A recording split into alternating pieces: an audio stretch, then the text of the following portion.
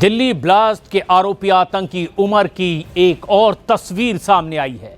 Blast के आरोपी doctor Umar की एक नई तस्वीर है। ये तस्वीर भी बहुत खास, क्योंकि जिस तरह से आतंक का जाल फैलाने की कोशिश हुई उसमें एक के बाद एक कई डॉक्टर्स के नाम सामने आया। और ये है एक और तस्वीर आतंकी डॉक्टर उमर की, वो तस्वीर जिसमें गले में स्टेथोस्कोप और एप्रन पहने वो डॉक्टर के तौर पर दिखाई दे रहा है, लेकिन हकीकत में ये कई लोगों की जान ले चुका है आतंकवादी की तौर पर। दिल्ली में लाल किले के बाहर हुए कार बम धमाके में कई लोगों को अपनी जान देनी पड़ी, कई लोग घायल भी हुए हैं। और ये ब्लास्ट का वो आरोपी जो खुद इस धमाके में उड़ गया, कहने को ये डॉक्टर था, उसी की ये तस्वीर। देश भर में इसी तरह से कई और डॉक्टर्स के भी कनेक्शन जोड़ते नजर आए हैं।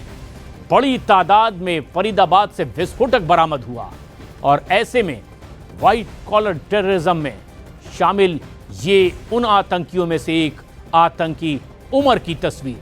दिल्ली ब्लास्ट का आरोपी जो अब तक की तफ्तीश में पता चला कि उस धमाके में खुद कार में उड़ गया।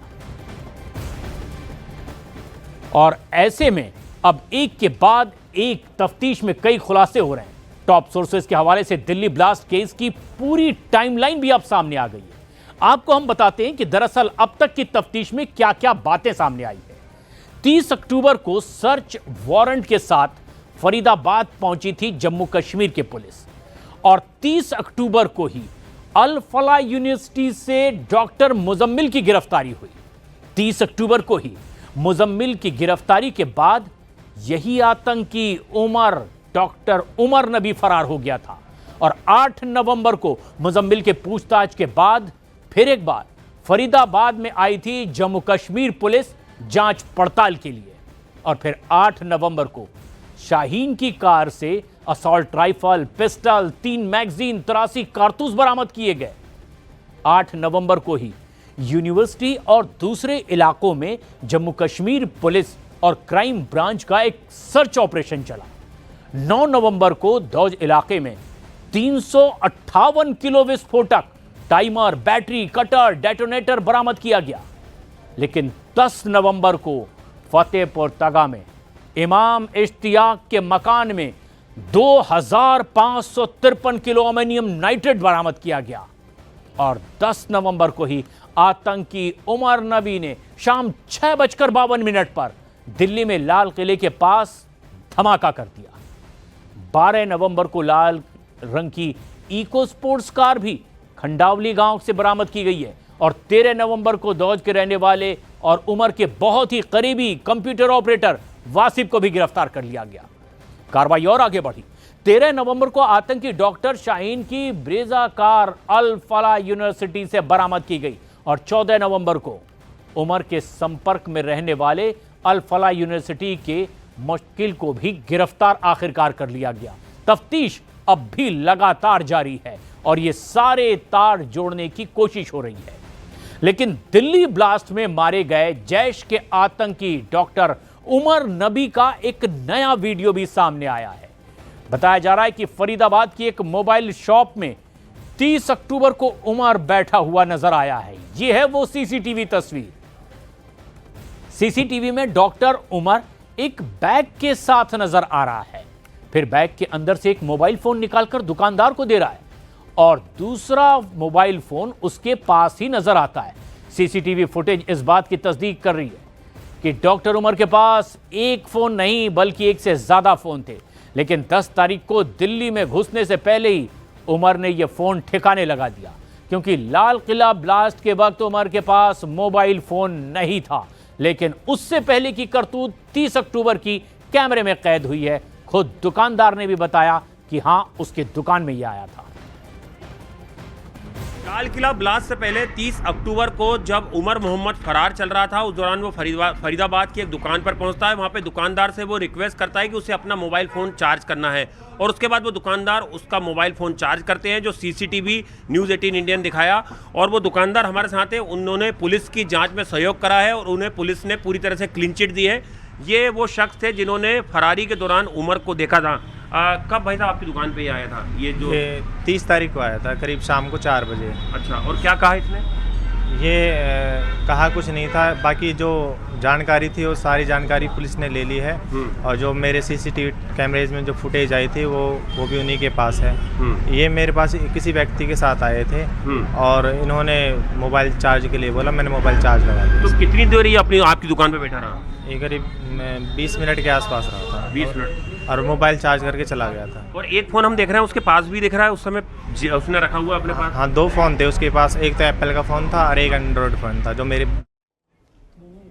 और दिल्ली ब्लास्ट केस में एक बहुत बड़ा खुलासा हुआ है अब तक की तफ्तीश में, हम आपको बताते हैं। दरअसल ब्लास्ट में 2 केजी से ज्यादा अमोनियम नाइट्रेट का इस्तेमाल किया गया और बम बनाने में एक्सपर्ट था ये ब्लास्ट का आरोपी डॉक्टर उमर। ब्लास्ट में डेटोनेटिंग मटेरियल पेट्रोलियम ऑयल का भी इस्तेमाल किया गया। तफ्तीश में पता चला कि खदानों में माइनिंग में इसका इस्तेमाल होता है डेटोनेटिंग मटेरियल का। 5 से 10 मिनट में ही यह तैयार कर लिया जाता है और इस तरह का विस्फोटक बहुत घातक भी होता है जिसका इस्तेमाल किया गया है। और ऐसे में दिल्ली कार धमाके की गुत्थी अब और ज्यादा उलझती चली जा रही है जैसे जैसे तफ्तीश आगे बढ़ रही है। क्या 3 घंटे में ही पार्किंग के अंदर जैश आतंकी डॉक्टर उमर ने बम तैयार कर लिया था? जांच एजेंसियों के सामने यह अब भी सवाल है कि बिना डेटोनेटर के इतना बड़ा धमाका आखिर हुआ कैसे? और इतना ही नहीं, लाल किले के आसपास की पार्किंग में क्या उमर के अलावा कोई और भी मौजूद था जो उसे बम असेंबल करने में मदद कर रहा था? और सवाल बहुत से हैं। ये तमाम सवाल अब जांच का हिस्सा बने हुए हैं।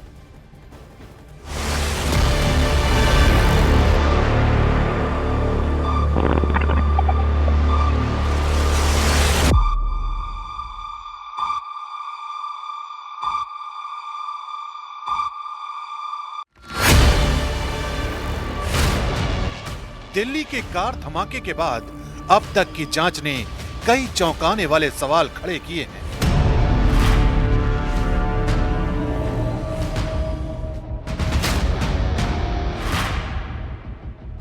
क्या बम असेंबल करने के लिए डॉक्टर उमर ने पार्किंग में 3 घंटे तक का समय लिया?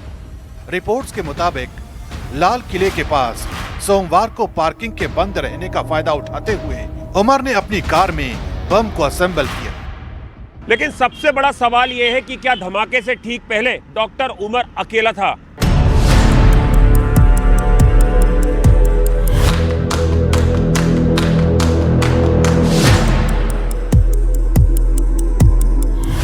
जांच एजेंसियां मान रही हैं कि इस विस्फोट को बिना डेटोनेटर के अंजाम नहीं दिया जा सकता।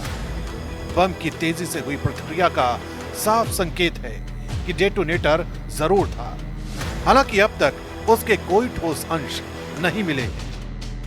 पार्किंग में 3 घंटे तक उमर का समय बिताना कोई साधारण घटना नहीं हो सकती। सूत्रों का कहना है कि उमर ने अपने बम को बनाने के लिए कार में रखा अमोनियम नाइट्रेट और फ्यूल ऑयल का इस्तेमाल किया। यह मिश्रण धीरे धीरे गर्मी पैदा करता है जिससे बम को तैयार किया जा सकता है। लेकिन सबसे बड़ा सवाल ये कि क्या उमर के अलावा कोई और था जो उसके साथ पार्किंग में मौजूद था और उसे तकनीकी मदद दे रहा था? क्या डॉक्टर उमर मोहम्मद बम बनाने के लिए किसी दूसरे व्यक्ति से डाटा या डायरेक्शन ले रहा था? ये सवाल भी अब सुरक्षा एजेंसियों के लिए अहम हो गया है। जांच एजेंसियां इस ब्लास्ट की पूरी गुत्थी को सुलझाने के लिए लाल किले के आसपास की पार्किंग में बारीकी से जांच कर रही हैं। बम बनाने के लिए जो केमिकल्स मिले हैं वो अमोनियम नाइट्रेट और फ्यूल ऑयल के मिक्स मटेरियल को साफ तौर पर दिखाते हैं। इससे ये भी संकेत मिलता है कि इस धमाके में कम से कम 3 घंटे का समय लगने की जरूरत थी, जो उस दिन के दौरान कार को गर्म करके धमाके के लिए तैयार करने के लिए था। लेकिन अभी तक डेटोनेटर का कोई ठोस सबूत नहीं मिल पाया है, जो एजेंसियों के लिए बड़ा सरदर्द बन चुका है। क्या कोई और साजिश भी थी जिसका सिरा जांच एजेंसियों से अब तक दूर है?